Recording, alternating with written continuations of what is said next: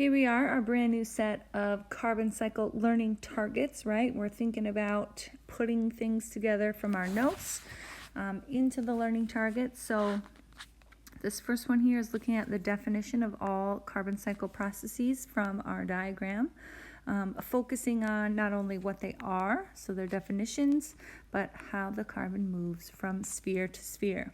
So each definition here, or each vocab word is broken up into two parts. So we've got this red section here. That's where you're going to put in the spheres that the carbon is being transferred to and from. And then the second part here, when, is going to be your description of that term. So the key words here can go into that when section along with your own additions, right? You're not just going to say when breakdown or when breathe, right? You've got to add a few more words in there. So for this first one, combustion, carbon begins in, so I can look back here at my notes picture and know that combustion is happening when we have carbon going from being burned, fossil fuels, into the atmosphere. So that is our combustion.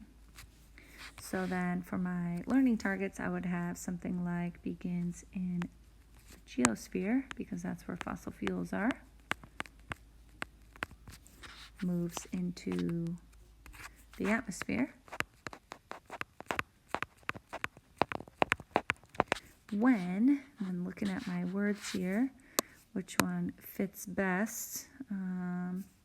Definitely for this one, it's going to be fossil fuels.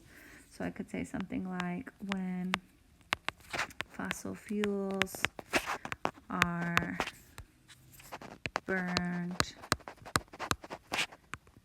in factories or like transportation, like car or airplane, something like that.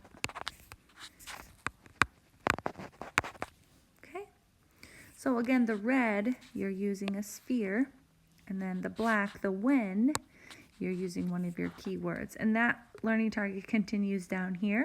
So I gave you the spheres again. Obviously, you're going to use those more than once.